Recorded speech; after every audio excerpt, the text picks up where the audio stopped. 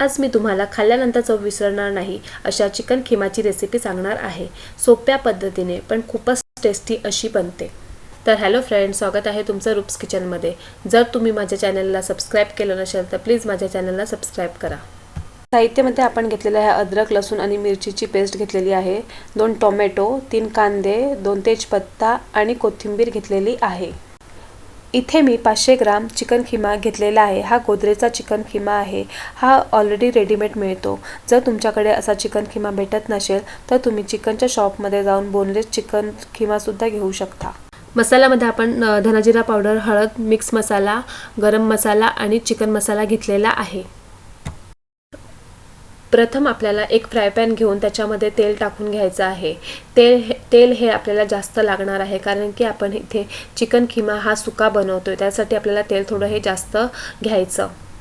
तेल तापल्यानंतर आपण त्याच्यामध्ये 2 तमालपत्र टाकून घेऊया।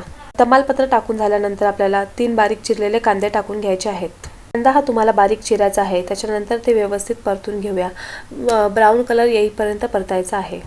त्याच्यानंतर 7-8 लसणाच्या पाकळ्या आणि 1 मिरची आणि किंचित थोडंसं असं आलं हे आपण सगळं ठेचून घेतलेलं आहे खलबत्त्यामध्ये, ते आता आपण टाकून घेऊया। आता हे व्यवस्थित 2-3 मिनिटं मीडियम फ्लेमवर परतून झाल्यानंतर त्याच्यामध्ये 2 बारीक चिरलेले टोमॅटो टाकून घेऊया। टोमॅटो हे आपल्याला चांगले व्यवस्थित शिजून गळेपर्यंत शिजवायचे आहे। त्याच्यानंतर आपल्याला त्याच्यामध्ये सुके मसाले टाकायचे आहेत। सुके मसाल्यामध्ये अर्धा चमचा इथे आपण हळद घेतलेला आहे, 1 चमचा मिक्स मसाला, अर्धा चमचा धनाजिरा पावडर आणि थोडंसं आपल्याला गरम मसाला टाकायचा आहे। 1 चमचा चिकन मसाला टाकायचा। चिकन मसाल्यामुळे आपल्या भाजीला टेस्ट छान येते। तुम्ही कुठच्याही ब्रँडचा घेऊ शकता। मसाले हे आपल्याला व्यवस्थित परतून घ्यायचं आहे। मसाला हे आपल्याला स्लो फ्लेमवर परतायचे, नाहीतर ते करपतात आपले मसाले, मग भाजीची टेस्ट ही बदलते। त्याच्यानंतर आपल्याला हा चिकन खिमा टाकून घ्यायचा आहे। चिकन खिमा टाकून झाल्यानंतर मसाले आणि चिकन खिमा हे व्यवस्थित परतून घेऊया। परतून झाल्यानंतर आत्ताच आपल्याला खिम्यामध्ये आपल्याला मीठ टाकून घ्यायचं आहे। मीठ ह्याच्यासाठी आता टाकायचं कारण की आता मीठ टाकलं तर व्यवस्थित सगळ्यामध्ये मीठ हे व्यवस्थित मुरलं जातं।